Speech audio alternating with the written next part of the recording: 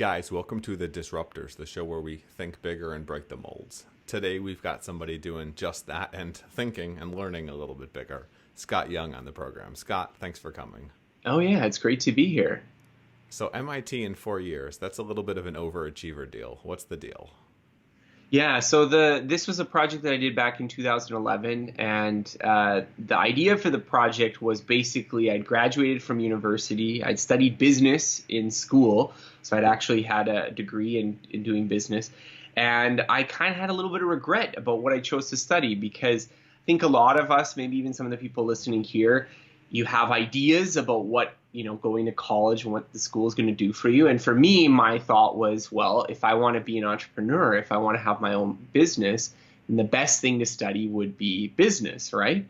And it turned out that most of business school classes are about how do you be a good middle manager in a large company. So, things like HR and things with organizational charts and all that kind of stuff. And so after going through that program, I was a little bit disillusioned in sort of like, I probably should have studied something else.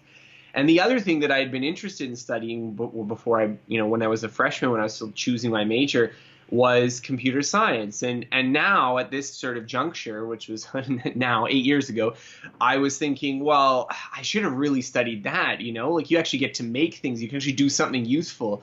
There's always that joke about the co-founder of like, oh, I've got this, great idea. I just need someone to do all the work for me. And then I can start this company and we'll split it 50-50. And I didn't want to be one of those guys. I felt like I liked making things. I liked programming. I liked doing stuff. I liked understanding how those kinds of things work.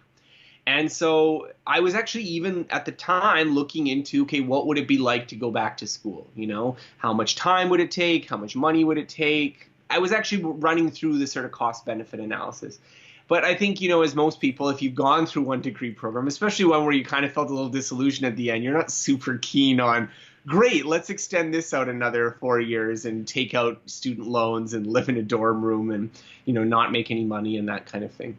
And so around this time, I was looking online and I found that MIT actually uploads a lot of their classes online for free. This is still true if you go to MIT OpenCourseWare. They have hundreds of classes on things like computer science and engineering and all sorts of interesting topics. And I took one of these classes and I was, blown away. I know, like, it's not surprising. I mean, they're one of the best schools in the world, but the quality of instruction was top notch. They had really good materials. And I was digging around a little bit and I was like, has anyone ever tried to do this instead? So instead of going back to school or trying to go to university to get the knowledge or get the things that you learn in a degree, has anyone ever tried to just use this material? And so this sort of resulted in this MIT challenge. And through some thinking about, how could you do it more efficiently, not only just things like, well, normally if you have an exam, it'll be on like December the 21st in this lecture hall and you have to go at exactly that time. Whereas if you're self-testing, I mean, you can just take the exam whenever you're ready, or things like taking lecture videos. I know a lot of people who listen to podcasts, you're used to listening things at 1.5 times the speed. But if you're sitting in an actual classroom, you can't fast forward through the parts where the professor's shuffling through his papers and, you can't rewind the things that you didn't understand. And so using these sorts of little advantages, I figured I could simplify the degree instead of trying to do literally everything an MIT student would do. Just focus on pass the final exams, do the programming projects, basically learn the material, but in a sort of a skeleton kind of way as opposed to trying to do every little detail, and try to do it in 12 months as opposed to 4 years. And so that was the sort of big project that I did way back then. And that, I think, it's not the only idea that I would talk about for ultra learning in this book, but I think it sort of represents this idea of rethinking how do you acquire knowledge and skills given what's out there and what's available for people to use to learn. How do we do something like that in an effective way where it's not, how to go to the restaurant and order food, but when you're stuck in the bathroom and you're not quite sure how to ask for more toilet paper, you're screwed. So the kind of boxing ourselves into the little, how do you understand and learn something without just having the facade of learning it, if that makes sense? Yeah, so I think one of the big things, and this is something that I feel a lot of people get wrong when it comes to teaching themselves subjects, is that they feel that the main source of learning comes from listening and reading and watching. So the example I'll give is that after I did this project, I had a lot of people who were sort of interested in following on with it. And one of the things they noticed, which is true, is that a lot of the classes I took, they don't have the lectures recorded. So they only had the lectures recorded for maybe about a third, 40% of the classes that I ended up taking. Now, this isn't a big problem if you're actually serious about doing it, because most of the other classes have textbooks. So for those classes, you read the book instead of watching lecture videos. But I think this mindset of, well, I'm going to read and listen, and then, maybe I've learned it, maybe I haven't, is probably the wrong way to think about it. And I think the reason that you can kind of ensure yourself that you actually have understood something deeply is by testing yourself, by actually using the material. So I think the thing that set my project apart from a lot of other self-education projects was that I actually wanted to try to do the tests, and I wanted to try to do the programming projects. And I mean, I'm not saying that doing tests and programming projects and doing these little assignments is everything that you could test yourself for learning, but it is certainly a good stopping point of just sort of saying, hey, do you actually understand this? Do you actually know this? Because if you can't answer questions, if you can't actually use the material, then you're certainly a lot worse off than if you were, just, okay, I watched the lectures, and so I feel like I understand it, but I don't actually know if I do.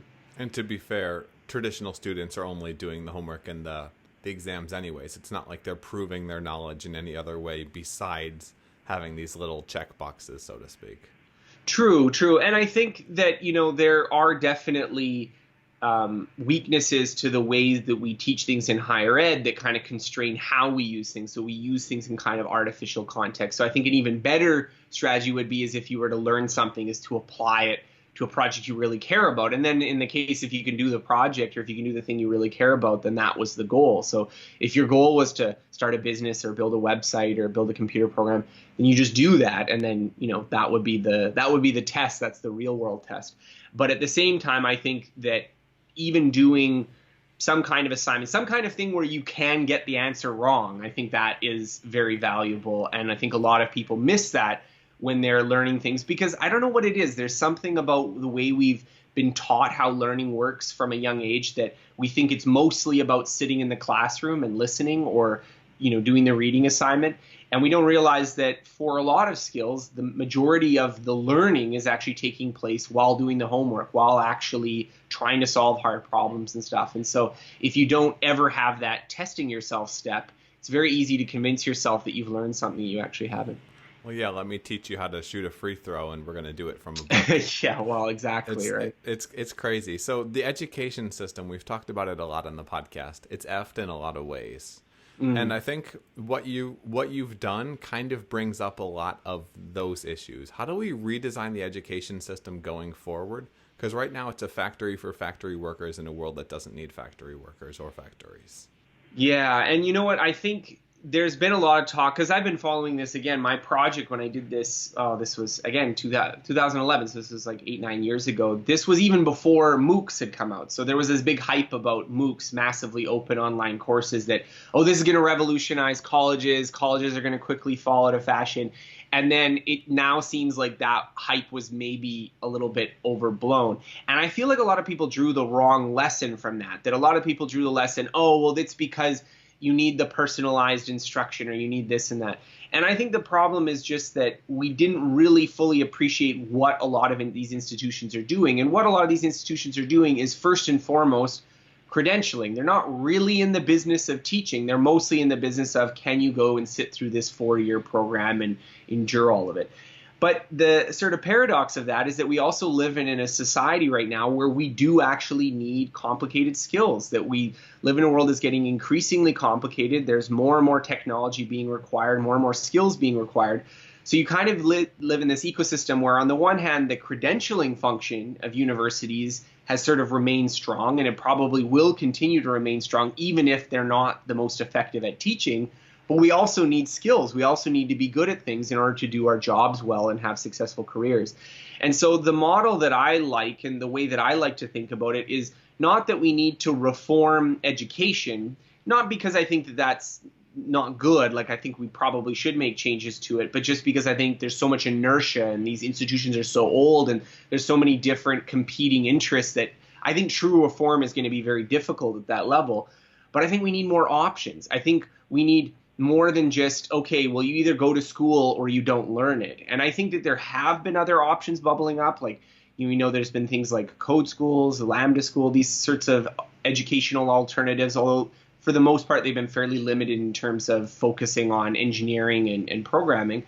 But in the same sense, ultra learning, this sort of idea of taking on projects on your own and aggressively learning hard skills, I think this is another option that I really want to advocate, because I think waiting for the world to change, waiting for all the institutions to change, the schools to change, everything around you to be perfect so that you can acquire the skills you need to have a good career. I mean, I'm just not holding out too much hope that that's going to happen immediately. But you can, as an individual, take that initiative and learn whatever it is you want to learn to have the kind of career you want, to have the kind of life that you want to have.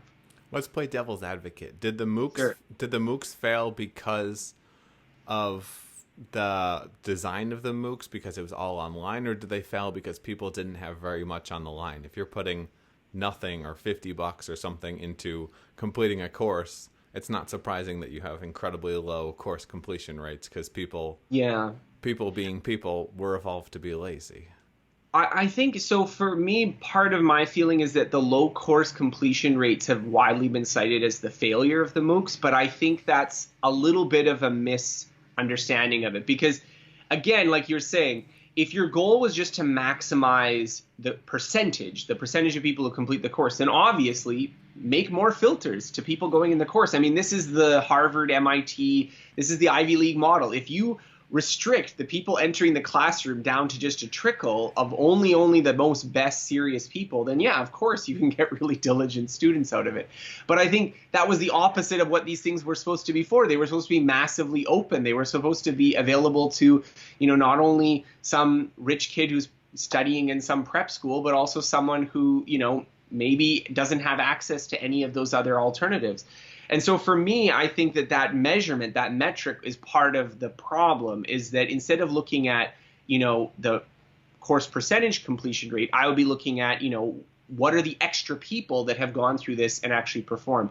And so for me, I feel like there are other things that I don't like about the MOOCs as much. One of the things I don't like is, and I think it's again related to this course completion rate measurement issue, is that a lot of people realize that, oh, the courses that we actually offer to our actual students are too hard. So we're going to water down the MOOC so it will appeal to a mass audience.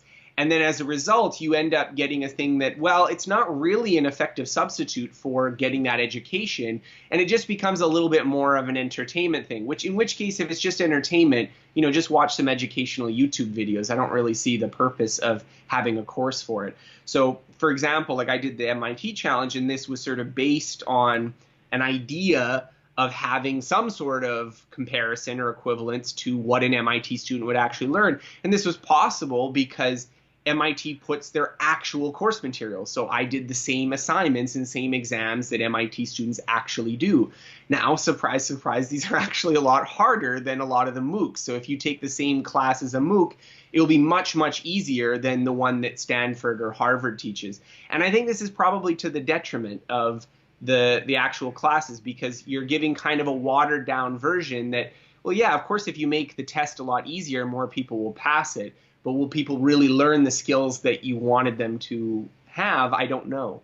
To be fair, though, if you look at the average or the mean grade across universities, it's an A in terms of what professors are giving out. And it's because there is a lot of coddling, and you also want to get the students through the university because there's so much money in the system. You got to graduate them to push them through. That's definitely true at a higher level, but I would also keep in mind that when we're talking about grade inflation, particularly in institutions like Harvard and stuff, the students that they're selecting are all students who were getting A+ averages their entire not Harvard, career. Not Harvard nationwide. So even you're looking at less than spectacular schools. True. Giving out spectacular grades. Well, because there's a lot of schools that they just want to make more money, right? They're a business, and if you fail out, you're not going to pay more tuition. Do we need to make education nonprofit? Well, a lot of education is nonprofit in the sense that educational institutions are organized as nonprofits and they're set up that way. But I think you can't really escape the fact that nonprofit or for-profit institutions have their own incentive structures, right? If you're a university administrator, you want to preside over a larger institution. It gives you more prestige, more power. You want to have a more prestigious institution. You want to have a larger student body. So I don't know whether you can escape these incentives. It's not about making it for-profit or non-profit. I think, even Harvard or MIT, like they have their own metrics that they're working for, and those are not necessarily perfectly aligned with what's in the best interests of students or what's in the best interests of, the people they're trying to serve. They're trying to serve their own interests of their own institution and their own professions and those kinds of ambitions. So I think we got to work within those incentive structures rather than just pretend like we can set it up so that they won't exist. They don't seem to exist as much in Europe, though. I don't really know why. I had a friend, a roommate when I lived in Germany, and he was complaining his master's tuition got raised up to 800 euros a year, and that included his public transit. And I was like, Jesus, are you serious? And it seems like mainly the English-speaking countries have failed when it comes to the pricing of universities. I think there's a different model, and I will say that. I think there's a different model. I don't know what the solution is. Canada, for instance, where I'm from, tends to be somewhere in between. So we have more expensive tuition. Like I paid more than 800 euros to go to school per year, but it's nowhere near as expensive as the United States. And so I think part of the issue is that the American model has by and large pursued a kind of elitist model where universities are kind of the structure of higher education is aimed at how do we get the best possible institutions that will benefit the top 1% of people. And I mean, there is a justification for that. If we view that the main goal of universities is to produce Nobel Prize winners, for instance, the United States leads in Nobel Prize winners. It has some of the best universities in the world. If you look at the top ranked universities, most of them are in the United States. Whereas the European model seems to be a more egalitarian model about how do we expand education for everyone, which I think when we're talking about this problem of ordinary people acquiring education, then the European model seems to make a lot more sense. So one last question about education before we pivot it. We were talking about selecting for the elites, selecting for the best, selecting for what the colleges incentivize. Mm-hmm. What do you think about the whole Harvard scandal of letting in students with lower qualifications to meet racial affirmative action. I thought we were talking about the scandal of not the parents. Not that scandal. Which scandal are we talking about? Yeah, we got a $60 million donation for a new stadium if you can let Johnny in. I think I think it's really challenging to address these kinds of issues because at stake here, I'm not going to answer the question. I'm going to bump it up a meta layer. I think at stake here is that it's hard to decide as a society what are these institutions for and what do we want for them. I think on the one hand, we're dealing with, if we're talking about a private entity that's deciding, okay, what is going to be best for creating the kind of future leaders of America and the world, I kind of feel like they should have a little bit of autonomy over that. And if that means selecting things that don't purely correspond with academic merit, then on the one hand, I kind of sympathize with that because I feel like if we live in a world where every single institution has to judge people exactly the same way, you get to this status race where everyone is competing on the same narrow set of metrics. And maybe that's not best for the world. Maybe it's best for the world that we have diverse kinds of accomplishments, that there's the kid who's really good at doing research and has sort of okay grades, or there's the kid who's really good at sports or music, or I don't know. On the other hand, I feel like there's definitely a sense, in my mind at least, that Asian students have been kind of discriminated against, and there's probably definitely some bias against them because I think that they have a bit more of an academically inclined culture. And I think that results in a lot of otherwise qualified people being passed up from these institutions. And I think that that's really unfortunate. So I don't really know what's going to come of it, but I think the meta question is more interesting to me, which is what are these institutions for and what should we be expecting as a society for them to try to be promoting and creating. And I think we haven't really gotten clear on that, like as we were talking about with the European versus American models of education. I mean, they clearly depend on what is the thing we're trying to produce with education. And I think there's a lot of differing opinions on that, which is part of the reason I suggest having more options in the first place rather than having it be, it's this or nothing, which I think is part of the thing that people are fighting about. What should we be trying to produce as we move towards a more automated world? Well, I think that what we should be trying to produce is more of everything. And so again, as I said about the having more options, I think that we need to live in a society where there are institutions that will cultivate the very best, that they're going to be the people who are smarter than you or I, that are going to be, producing new Nobel Prize winning work, creating life-saving new technologies, becoming the future politicians and world leaders. But then we also need to have a system so that, people who are normal can acquire skills to go work jobs. I think the fact that universities have been shouldering all these different goals simultaneously and not really achieving them very well means that it's ripe for new innovations, new types of institutions, and even new types of strategies like ultra learning to come into play so that people can approach things in different ways. And so I'm kind of an advocate for pluralism. I'm an advocate for not how do we make one system the best possible system, but how do we have more systems so that, I'm not going to go to Harvard, I'm going to go do X, or I'm not going to go to State University and spend $40,000 a year to get a mediocre education. I'm going to do something different, and it's going to be much more beneficial to me. I think that's the thing that we need to be solving right now. And I think that, there are lots of new promising ideas out there for new institutions, but I think there's a lot even right now that we can be doing as individuals to acquire those skills. Especially with the micro career movement, where you go from having one career and one employer for 40 years to having something like 7 to 13 on average for absolutely the average millennial. So you've lived a bit of an unconventional life. I think that makes both of us in terms of the traveling. Yeah. What got you into the nomad movement? What got you into exploring the world? What's the story? So I wouldn't consider myself a nomad. I've mostly lived in, I have a house here with possessions and stuff. So I am friends with genuine nomads, and I know that kind of living out of a suitcase lifestyle. But I think I really like travel, and I really like the ability to not just go to places, but live there for a little while. And so I've been lucky enough that I've had a few chances to do that. And I've had a few chances also to learn the language in the place that I've stayed in. And I think that the reason that's so valuable is that it's very easy to get this narrow perspective on what the world is like from your little bubble that you live in. And you don't even realize it's a bubble, but you are definitely in a bubble. All of us are. I am. You are. Everyone listening to this right now are in our own collective bubbles of this is how the world works and this is how it is. And these are who the good people are. These are who the bad people are. This is the things that are important, and these are the things that don't matter. And I think living in other places gives you a chance to experience a different kind of bubble. And I think that that's very important because you often have this sense that all the little things that matter to you in this local context are really the world's problems. But then you go somewhere else and you find out actually no one cares about that. They're talking about something completely different here.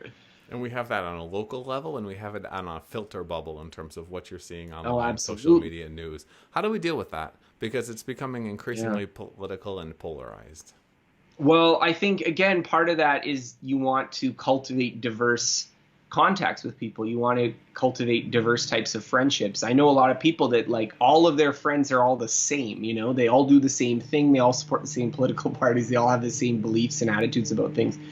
And my sort of approach to socializing is that I like to collect people who are sort of unique, like one of a kind, like this person is not like anyone else. And I think that it's not even just my point of contact with that person, but that person overlaps into a world that I'm not a part of at all. And so I get that kind of feedback of, oh, this is what these sort of people think about this, or this is what these people are thinking about that. And I think that's not only true of like an international level, but even in just where you are locally, like who are the people you know and that kind of thing. See, but you have to have the meta understanding of yourself to understand that you should do that. Otherwise, it doesn't happen. And it seems like we're not wired to have that meta understanding, or most people don't pursue that. So what are some systems that we could possibly put in place so that it became not the effort, but the norm, the default, where people had some of these?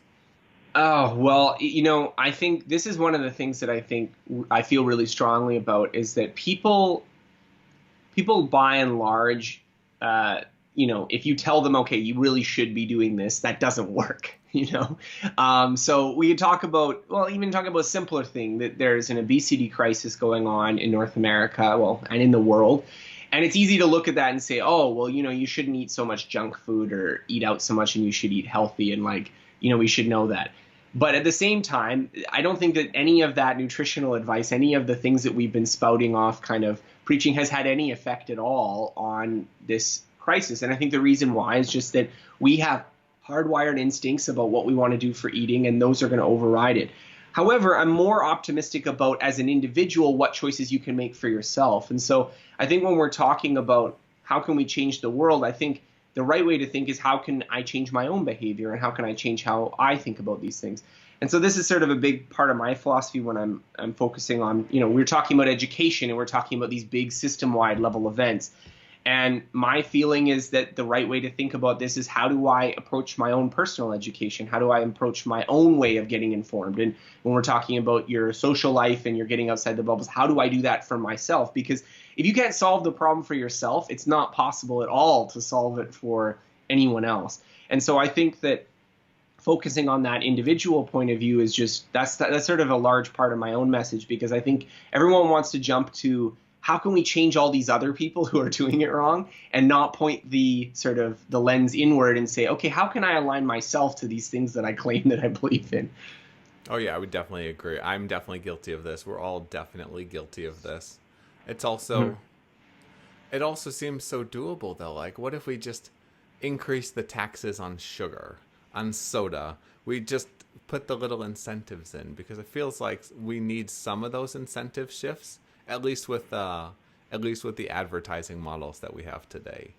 Because well, sure, but I think that, like, well, if we're talking about obesity and overeating, I think that the challenge is that the thing that we're trying to overcome is not some, not an easy fix where, okay, well, if we just don't do this, then it'll all be fine. I think the problem is that we are hardwired to want to eat a lot of food when it's available, and it's always available now. And so we do it. And it's not only available, it's convenient. We don't have to cook it and spend an hour in the kitchen and to make a nice meal. We can just go out and eat something quickly or get DoorDash or what have you. And I think the same is true with cultivating friendships with people that are different from us. Our hardwiring thing is to form communities, to form tribes, to create consensus opinions, to create consensus views of what is actually going on out there.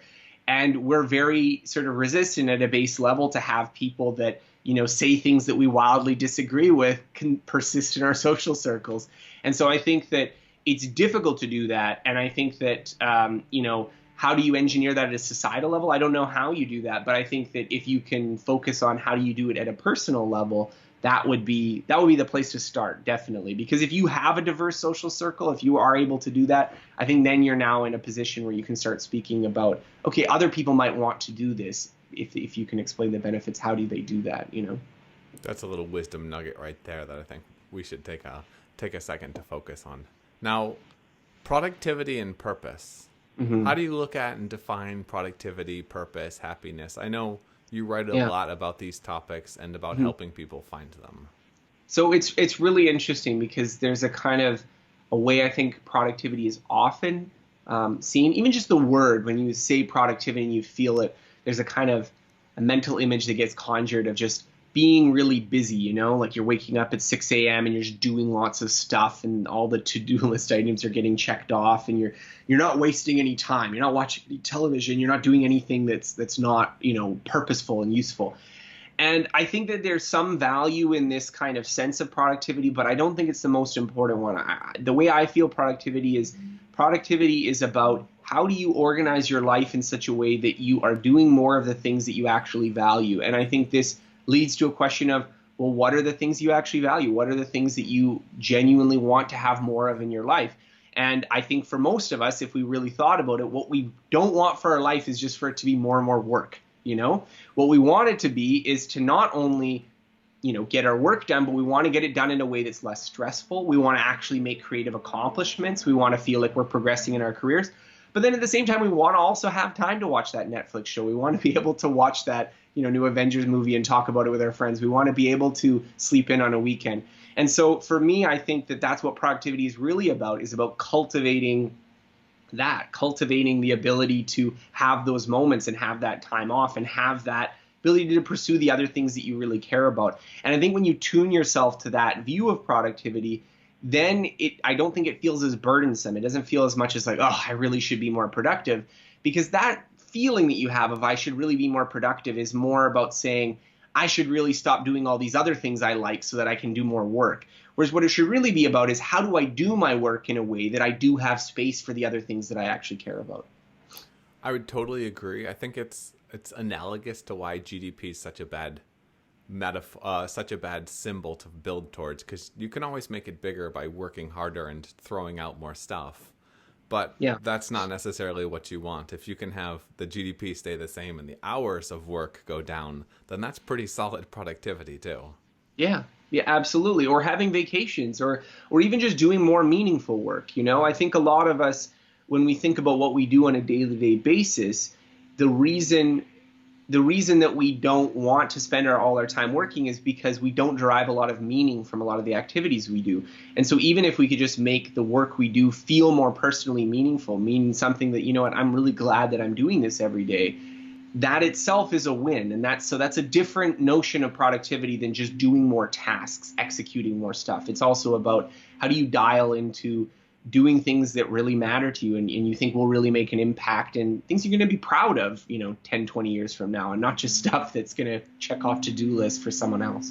How do you do that, and how do you avoid getting caught in the mindset or the rabbit hole of examining this and then going deeper and then going deeper? Because it is a rabbit hole in the meta-ness of the further down you go, the more fractal it becomes. Well, and this kind of ties into the thesis of my book, and one of the big ideas that I have, and this is an idea that I learned first from Cal Newport in his great book, So Good They Can't Ignore You, but basically the idea is that meaningful careers come from being good at things, from having rare and valuable skills that not only earn rewards on the marketplace so you can have a high-paying, prestigious job, but also so that you have control over what you're doing. Because if you are a commodity, if you do the same thing that every other person off the street can do, then no, you don't have any control, and you do what other people tell you you can do. Whereas if you have a lot of leverage because you're one of the rare individuals that can do a certain thing or do it at the level that you can do it, then yes, you actually get to call a lot of the shots. And this is basic economics, and it often gets obfuscated by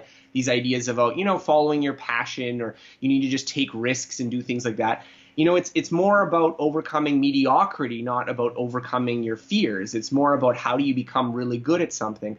And so this ties into this idea of ultra learning, that I think if you orient your career towards how do I acquire skills rather than how do I just accomplish tasks, how do I get really good at something that I can't do as good as I can right now, how do I become a top performer, then that's a different conversation you're having. And I think even the idea of acquiring skills about getting good at things automatically guides you towards meaning, because now you're not just looking at, okay, these are the tasks I have to do today, how do I check them off?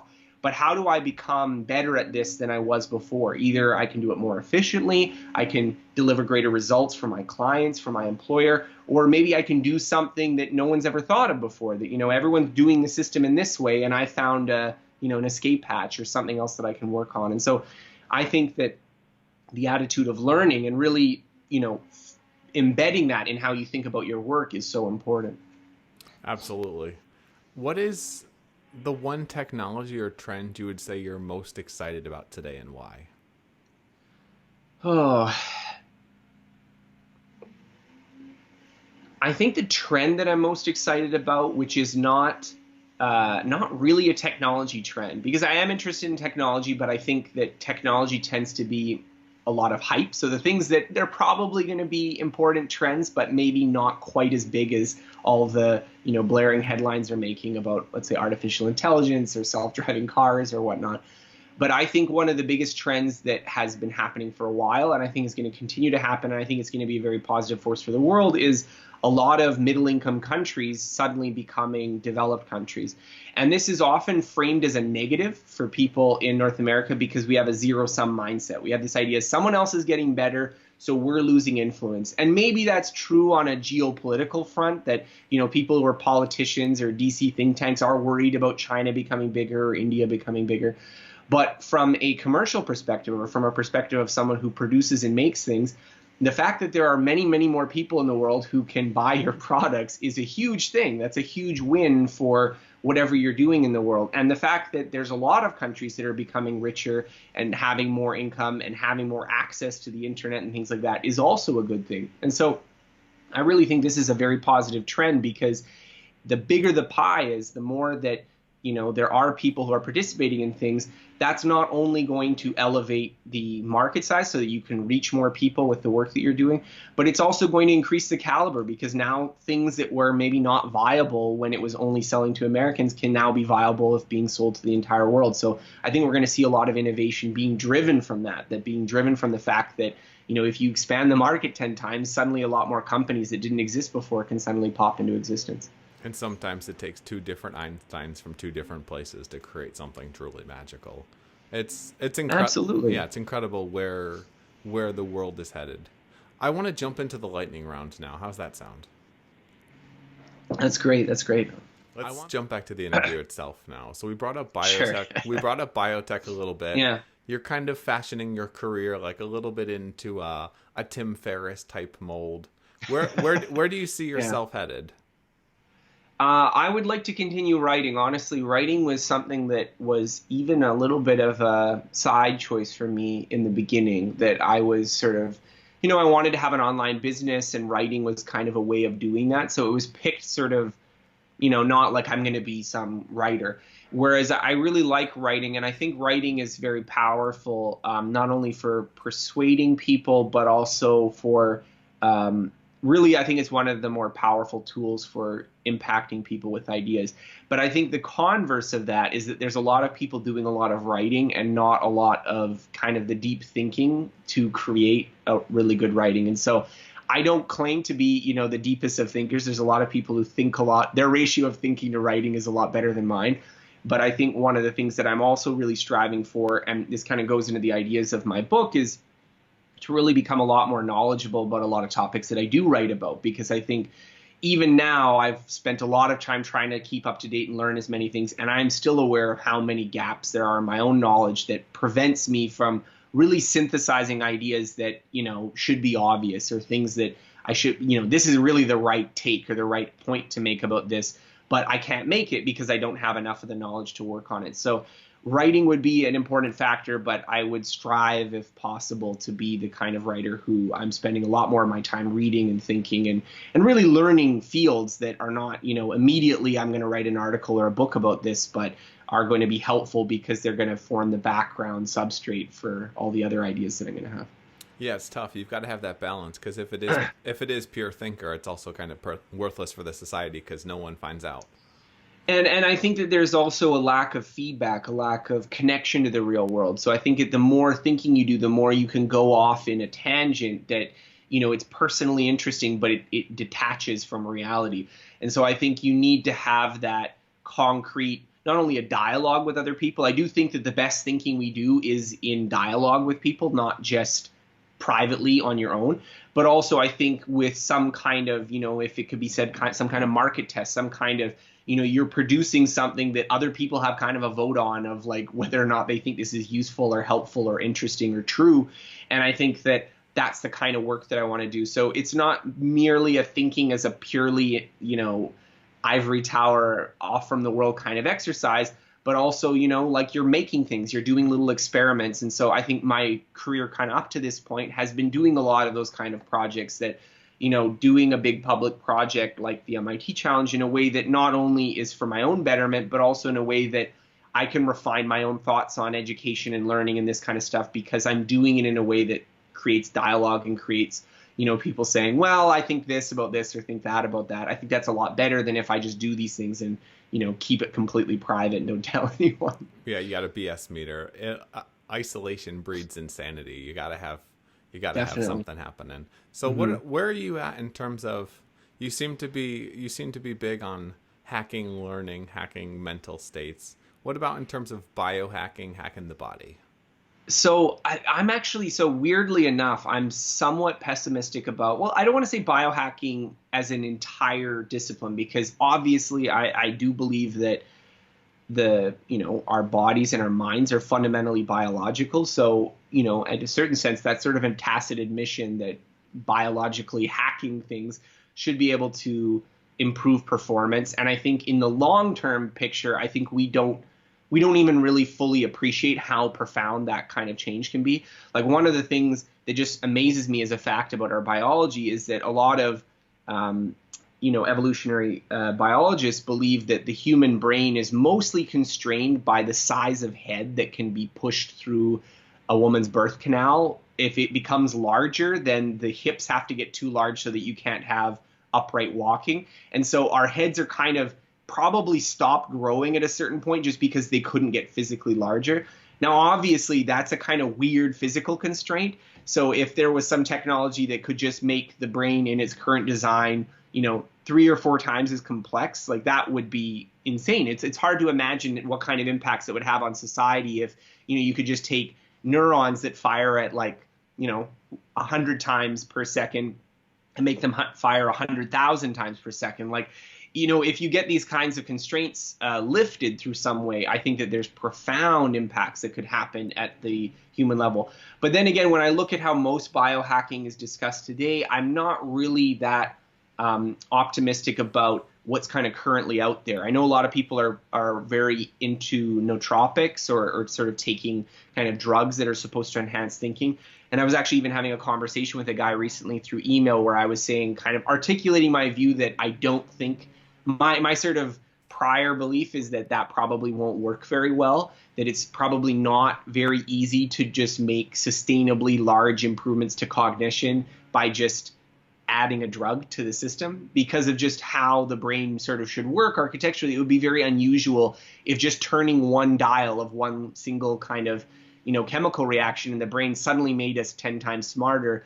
That would be weird that the dial isn't already set there, by default, because presumably being a lot better at thinking is useful for human beings. So I'm not quite sure what the future holds there, but I think sort of my view right now is that my current state of technology is pretty skeptical, but my long-term vision is we haven't even really approached what's possible there. I would agree. I would say some of those things in terms of taking the pill, so to speak. Let's say you could turn on autistic superpowers, we'll call it, for a couple of hours and then Sure. turn them off. There's a reason why evolutionarily autism wasn't super helpful. But also you do see from time to time people that have their brains wired differently accomplishing things that mere mortals could never even conceive of. So I could see that argument.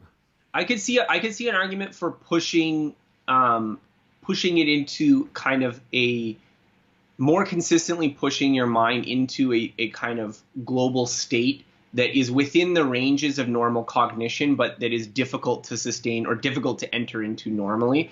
But I also feel like, I think that, again, some of that seems to me to be a little bit overblown. Like, one of the things I hear a lot from students is taking things like Adderall or taking other kinds of stimulants in order to study better, which, I've never done that, well, other than caffeine. But even when I was doing the MIT challenge, I wasn't drinking a lot of coffee. But I think that, to me, that strikes me as kind of trying to hack the nervous system, because the nervous system is designed to say, this isn't very important, so don't focus on it, and to change it so that the salience of it gets revved right up. And maybe that's valuable for grinding through something that's not very important, but I kind of feel like that's a little bit of an artificial situation so you can do well on school tests, that when things are really important to you, genuinely important to you, you do have the ability to focus.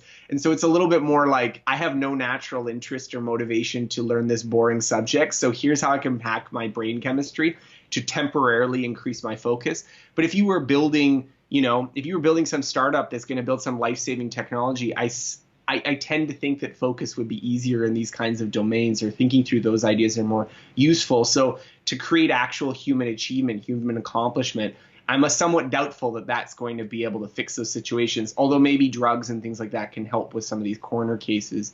I don't know. I'm definitely on the skeptic end of things like that.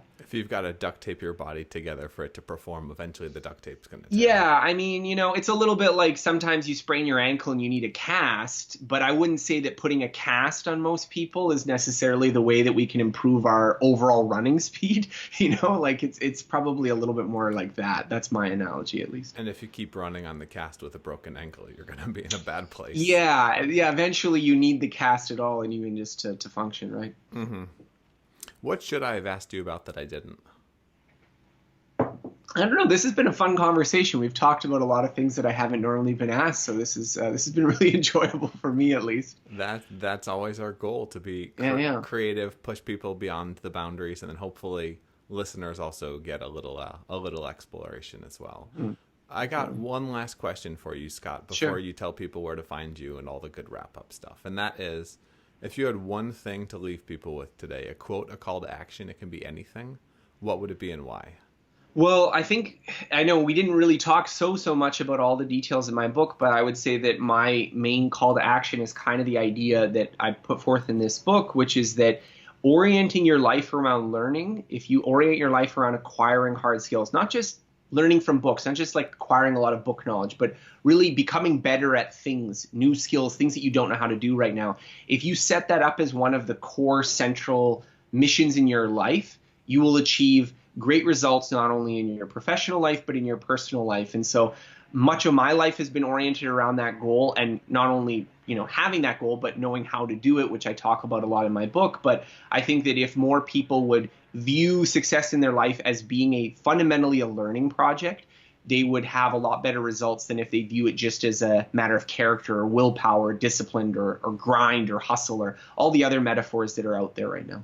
That's your next book, Ultra Living, learning to become the Renaissance man or woman of the 21st century, right? We could all use some of that diversity, and I think it's super important. That's part of the reason for this podcast, is I get to talk with the smartest folks in the world, focused on almost everything, and share that with the world. And I think getting stuff from different areas of the world and different areas of technology and thought can be super thought-provoking, as long as it's not too much that it's distracting. Yeah, and I think that we want not just more breadth, but more depth, and also the willingness to be like, this might actually require a month or 2 months to kind of really dig into to understand, but I'm going to invest that, because I think for a lot of us, we have an intellectual breadth that kind of covers whatever is interesting, but is very it's only a few centimeters deep. It doesn't actually explore subjects. People can talk about them, and you can follow these high level chattering between people who either know what they're talking about or quite often they don't. But there's very little, effort to be like, I'm actually going to understand how genetics works so that when people talk about it, I'll know what they're talking about. I think that's the kind of learning that I'd like to advocate for, and that I think is relatively rare in the world. Yeah, it's the Netflix level versus the deep dive. Yeah. Where can people find you, learn more, check out the book? So you can find my website at scotthyoung.com. That's SCOTTHYOUNG.com. And I have over 1,000 articles talking about many of these topics. And you can also find links to my book there. My book is Ultra Learning, Master Hard Skills, Outsmart the Competition, and Accelerate Your Career. And it really is about how do you do these things that we're talking about. How do you actually acquire hard skills and do this in a way that fits into your life? And I would suggest also checking out. I have my own podcast where I narrate a lot of the articles that I've read. So if you're more of a listener than a reader, then definitely check that out, or check out the audiobook version of my book, which is on Audible. Awesome! Thanks for coming on, Scott. This has been a lot of fun, and thanks for tuning in, guys.